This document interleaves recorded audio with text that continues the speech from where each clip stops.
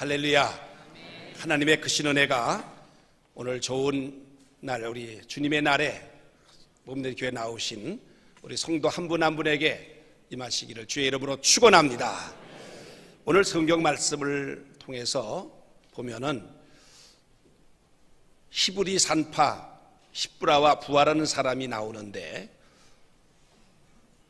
에집트의 왕 바로가 히브리 여인들이 아기를 낳을 때 아들이면 죽이고 딸이면 살려두라, 그런 명령을 합니다.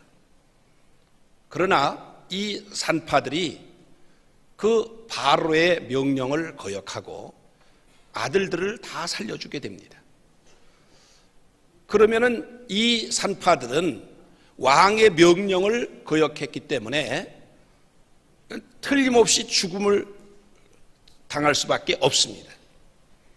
그런데 오늘 성경 본문에 보니까 이 산파들이 죽임을 당하지 않았을 뿐만 아니라 놀라운 하나님의 은혜를 받고 축복을 받았다고 하는 말씀이 오늘 본문의 내용입니다. 어떻게 이 산파들이, 그 당시에 히브리 사람들은 에집트에서는 다 종들인데, 그 종들이 왕의 명령을 거역했음에도 불구하고 죽지 않고 생명을 부지했을 뿐만 아니라 그렇게 엄청난 축복을 받을 수가 있었을까 하는 것입니다. 사실 우리도 이 세상을 살아가면서 이 무한 경쟁의 시대에 내가 다른 사람을 죽여야 내가 살 수 있을 때가 있습니다. 그래서 어떻게 해서라도 다른 사람을 딛고 일어서서라도 성공하고자 하는 그런 마음들을 가지고 살아가는 이 세상에서 우리가 살고 있는데, 우리 그리스도인으로서 어떻게 다른 사람을 죽이고 내가 살아날 수가 있고 다른 사람을 딛고 내가 성공할 수 있겠는가? 그건 어려운 얘기입니다. 다른 사람도 살고 나도 사는 방법, 다른 사람도 성공하고 나도 성공할 수 있는 이러한 길이 무엇일까? 어떻게 하면 그렇게 살아갈 수 있을까? 라고 하는 것을 오늘 본문에서 우리 그 지혜를 발견하기를 바랍니다. 요셉의 초청을 받아서 야곱과 그 가족들이, 형제들이 약 70명이 에집트로 이주를 하게 됩니다. 에집트의 가장 비옥한 지역이 고센이라는 지역인데, 그 고센 지역에 정착을 하게 됩니다. 고센 지역으로 이주한 야곱의 가족들은 그 자녀들이 번성을 하고 인구가 자꾸 늘어나서 이제는 부족을 뛰어넘어서 한 민족을 형성할 지경에까지 이르렀어요. 그러니까는 이 에집트의 왕 바로가 그 현상을 보면서 위기감을 느끼게 됩니다. 저렇게 이스라엘 백성들의 숫자가 자꾸 늘어나게 되면 우리가 다른 나라하고 전쟁을 하게 될 때 그 적국과 연합을 해서 우리를 후방에서 만약 공격을 하게 되면 우리는 큰 낭패를 당할 것이다. 그러므로 더 인구가 불어나기 전에 이스라엘 민족 말살 정책을 써야 되겠다, 이런 생각을 합니다. 그래서 어떤 아이디어를 냈느냐 하면 그 히브리 산파장 십브라와 부하라는 두 산파를 부릅니다.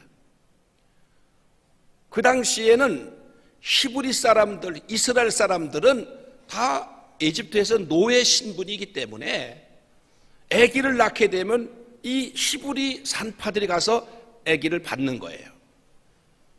에집트 사람들은 상종하지를 않습니다. 그래서 그 두 산파장을 불러다가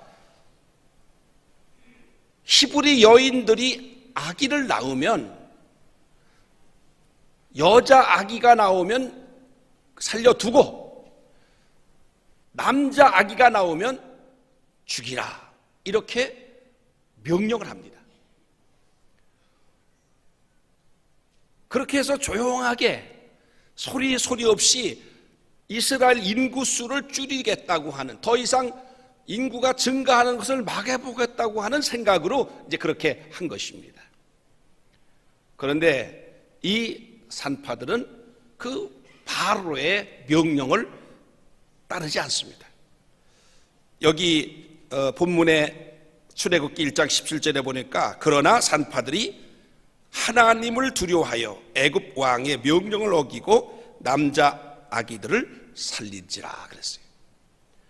이 히브리 산파들은 하나님을 두려워한 거예요.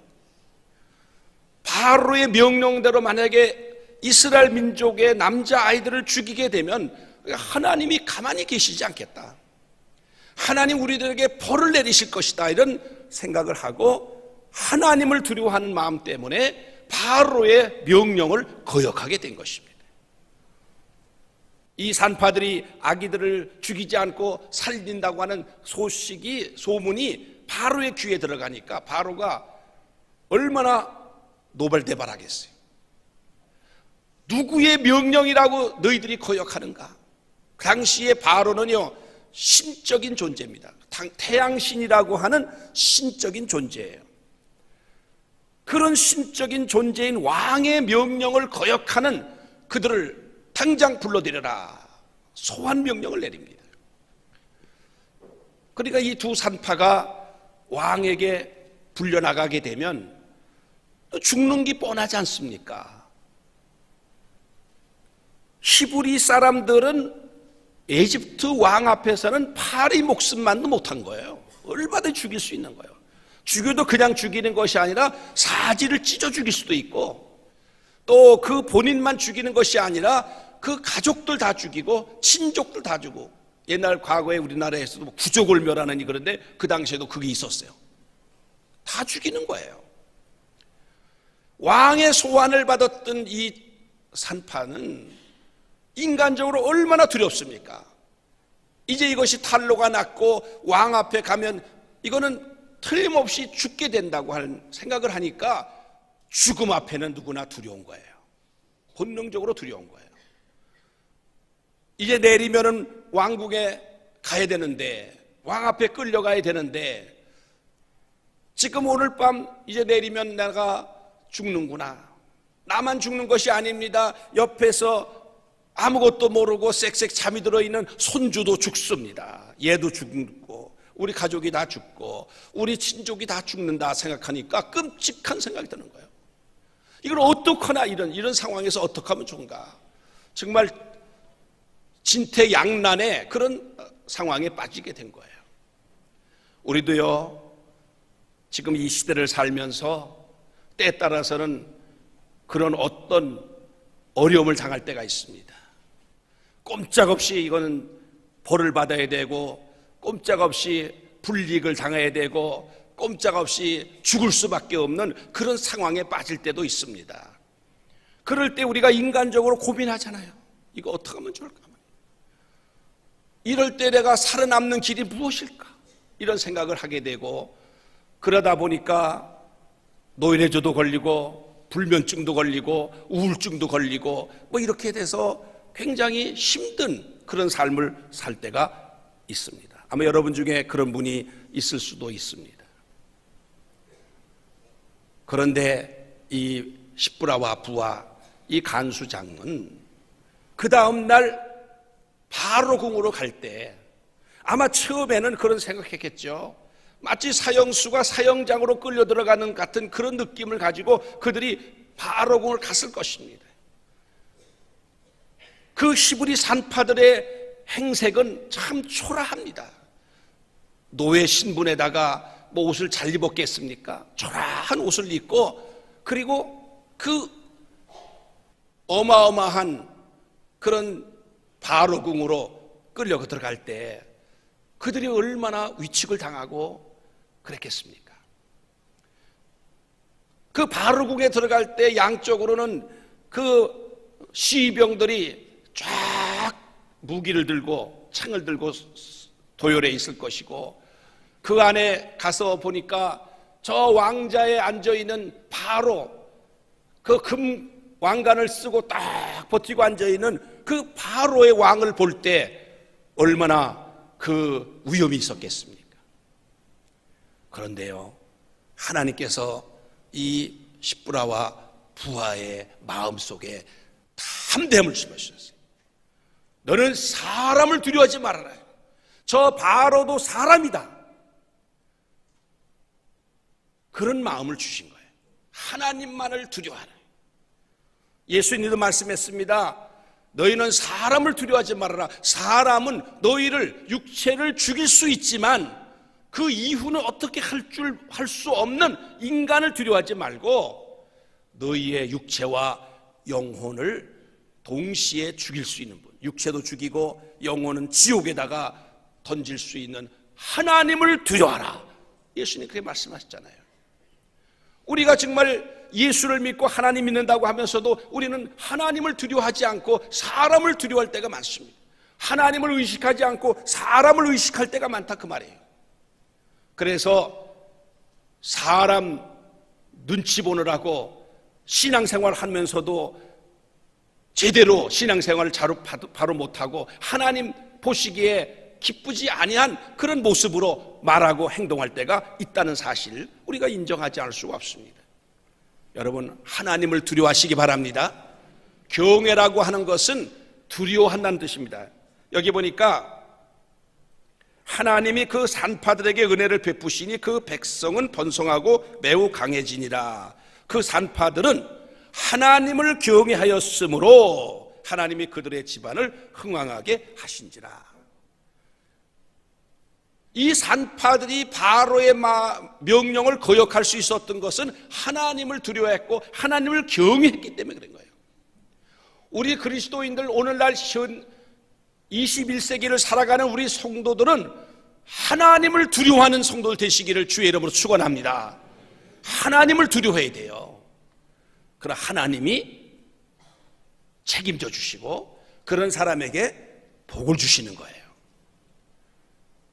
우리가 하나님을 믿는다고 하면서도 실질적으로 사람에 의해서 더 많은 영향을 받고 하나님이 기뻐하지 않은 일을 할 때가 많이 있는데 오늘 과감하게 이제부터 하나님을 두려워하겠다, 하나님을 경외하겠다, 그런 마음의 각오를 가지시고 결단을 내리시기를 주의 이름으로 부탁합니다.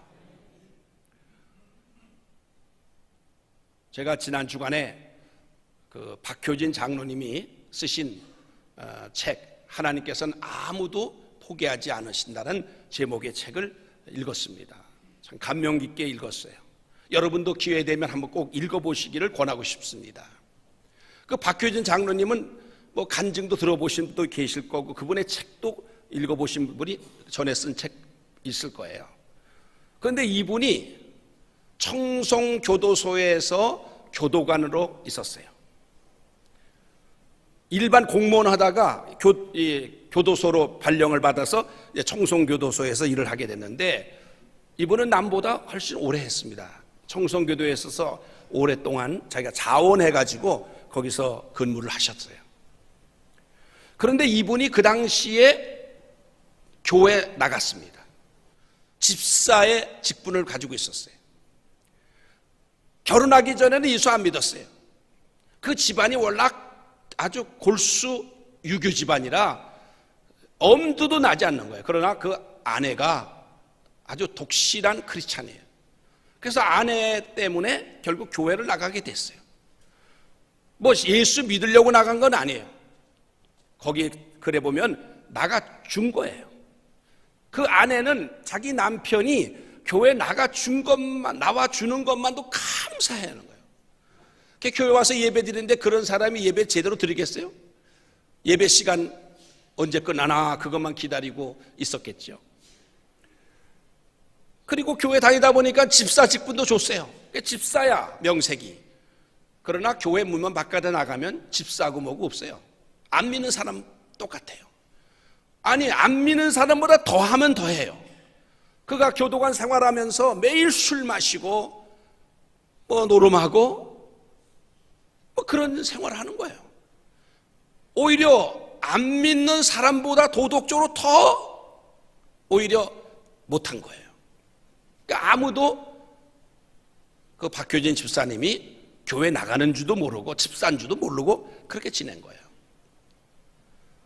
그런데 이 박효진 집사님이 어느 날 성령을 받은 거예요. 은혜를 받은 거예요. 예수님을 인격적으로 만난 거예요. 하나님을 인격적으로 만난 거예요. 여러분, 우리 성도들은요, 반드시 하나님을 인격적으로 만나는 체험이 반드시 있어야 됩니다. 예수님을 인격적으로 만나야 됩니다. 성령으로 거듭나야 됩니다. 중생의 경험이 있어야 됩니다. 이 경험이 반드시 필요한 거예요. 여러분 중에 아직 그런 경험이 없는 분은 오늘 성령께서 역사하셔서 여러분 속에 거듭나는 중생의 역사가 일어날 수 있기를 간절히 바랍니다. 그래가지고 이분이 확 달라졌어요. 180도 달라진 거예요. 그리고부터 그 재소자들을 그리스도 앞으로 이끌려고 많은 노력을 하고 또 실질적으로 흉악범이라고 하는 사람들을 많이 예수 믿고 구원받는 길로 이끌어갔어요. 아주 훌륭하신 그런 전도자가 됐습니다. 그런데 이분 집사님이 어떤 일이 있었냐, 그 책에 보니까 뭐 우리 교회도 장로님 중에도 그 비슷한 체험하신 분들이 계시고 그러는데 소장이 새로 부임을 온 거예요. 근데 그 소장은 예수 안 믿는 사람, 불신자예요.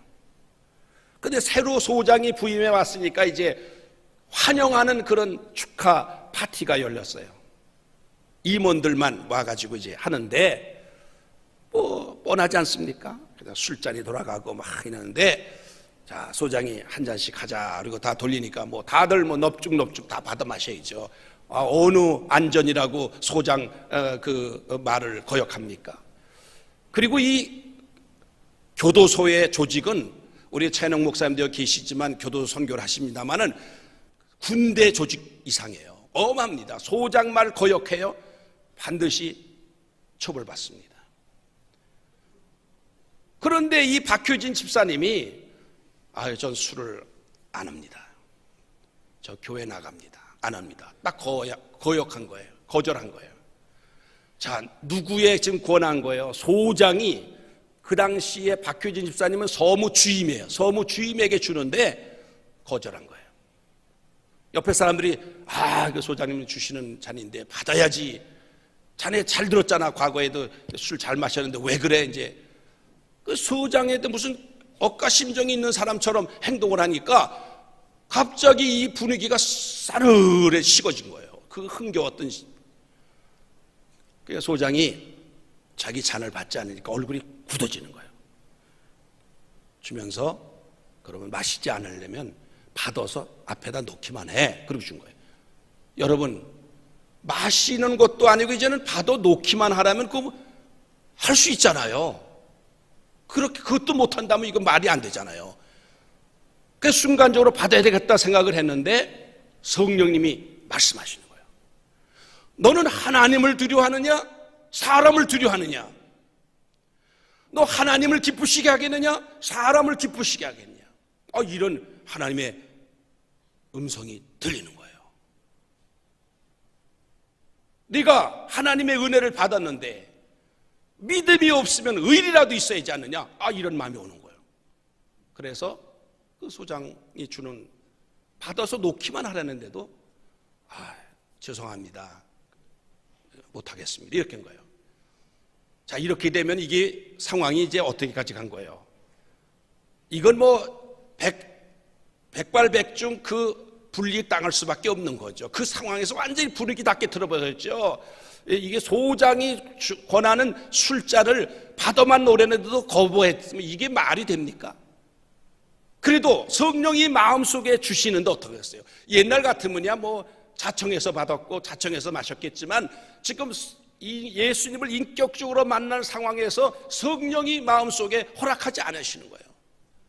그래서 거절했더니 소장이 이리 오라고 그러더래요. 저쪽에 앉아서 갔더니 그러더래요. 소장이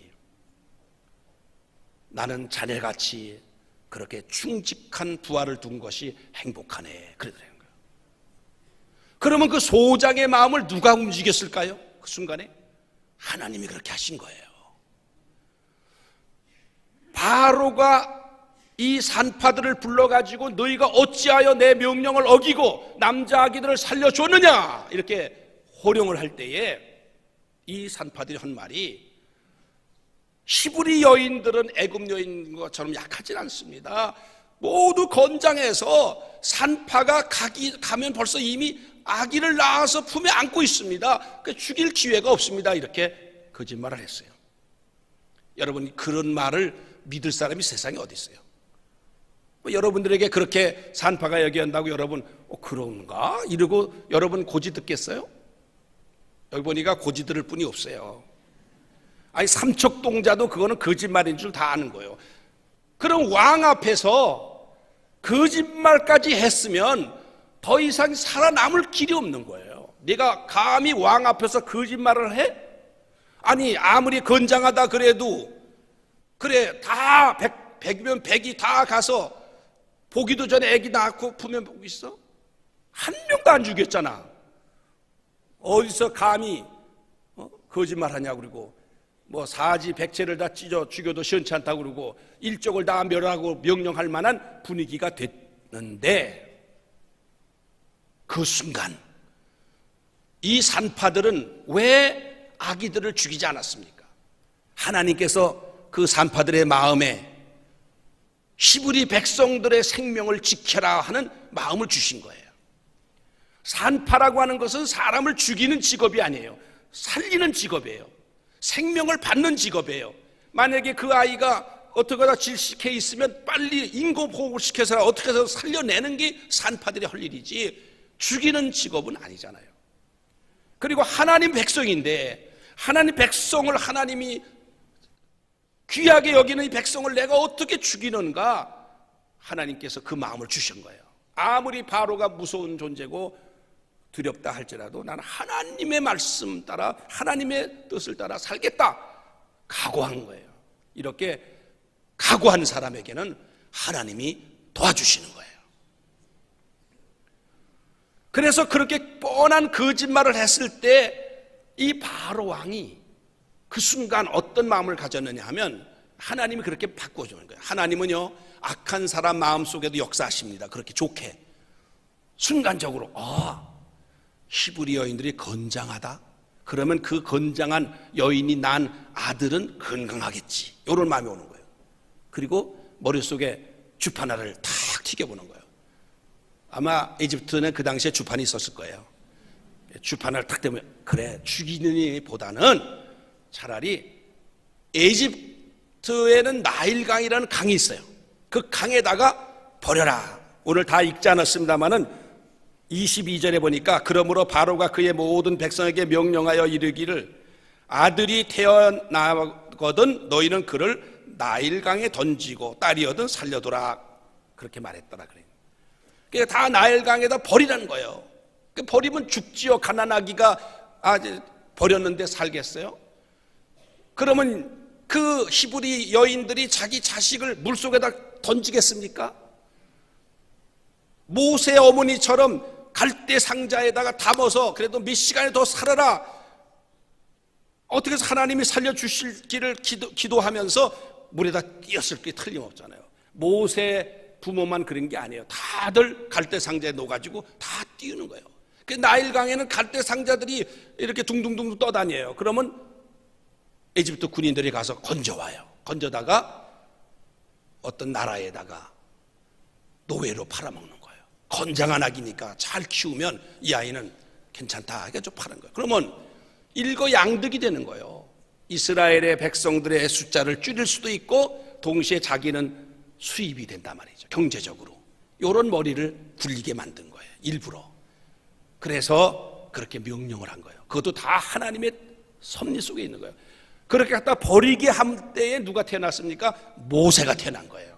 모세가 갈대 상자 속에 들어서 버림을 당했는데 그 타이밍에 바로의 공주가 와서 그 모세를 보고 불쌍하고 사랑스러운 마음이 생겨가지고 자기의 궁으로 데려가서 자기 아들 삼고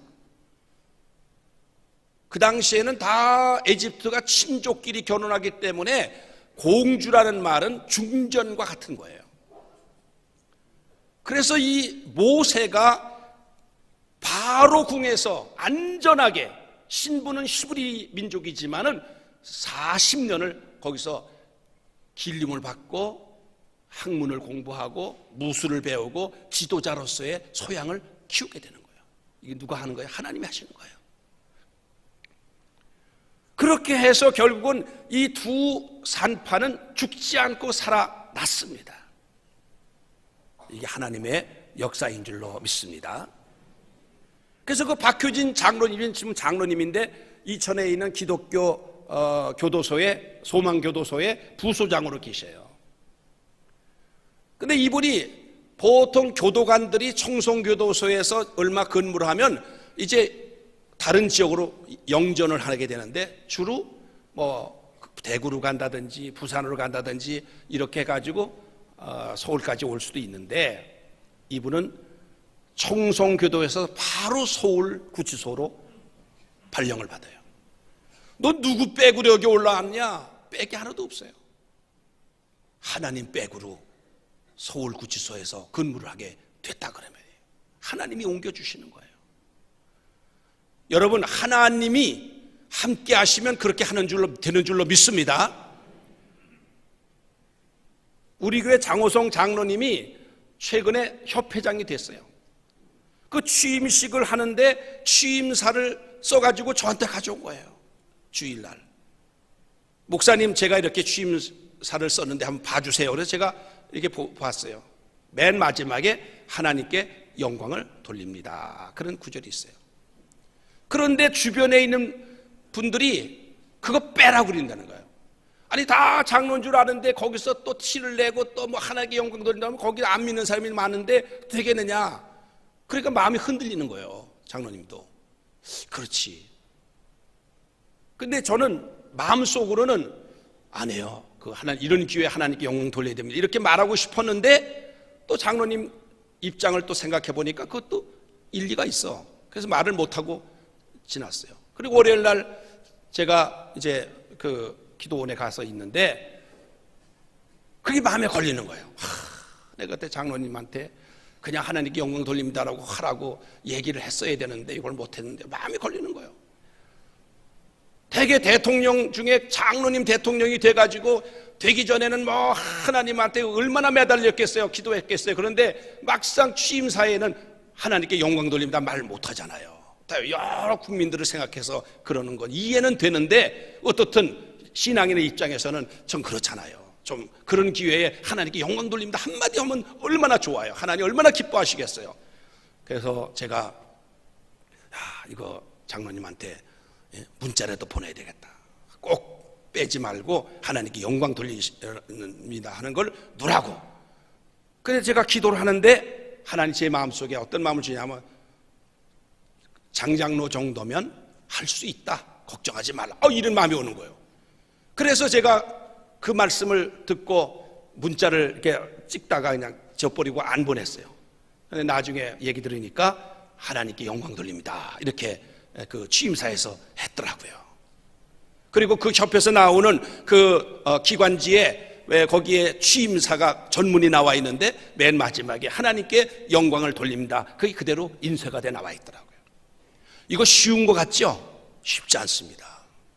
막상 여러분들이 어떤 높은 자리에 올라앉아서 취임시할 때 여러분이 하나님께 영광 돌립니다라는 말 하기가 쉬울 것 같죠? 어렵습니다.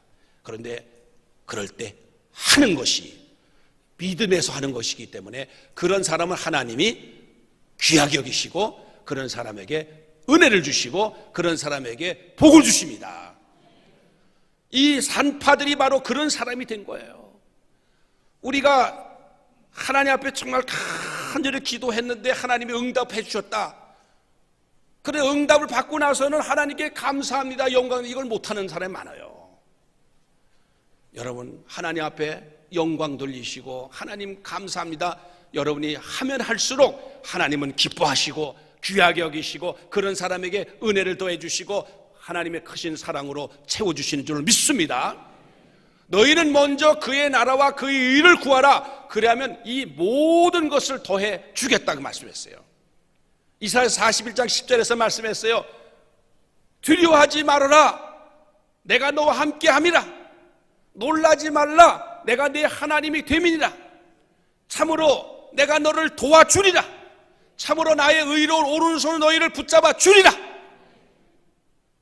하나님이 함께 하시고 하나님이 도와주시면 두려워할 게 뭐 있어요? 놀랄 일이 뭐 있어요? 참으로 내가 너를 도와주겠다.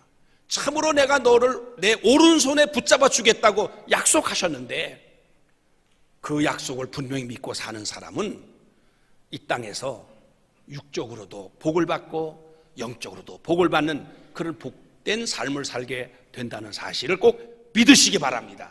그래서 우리 대림교회 성도 여러분들은 한 사람도 빠짐없이 다 예수 믿고 구원받은 것뿐만 아니라 성령으로 거듭나고 중생의 경험을 하고 새 사람으로 삶을 살고 하나님 제1주로 살고 하나님을 두려워하고 하나님을 경외하며 살면 우리 대림교회 성도들은 아마 놀라운 축복의 사람들이 될 줄로 믿습니다.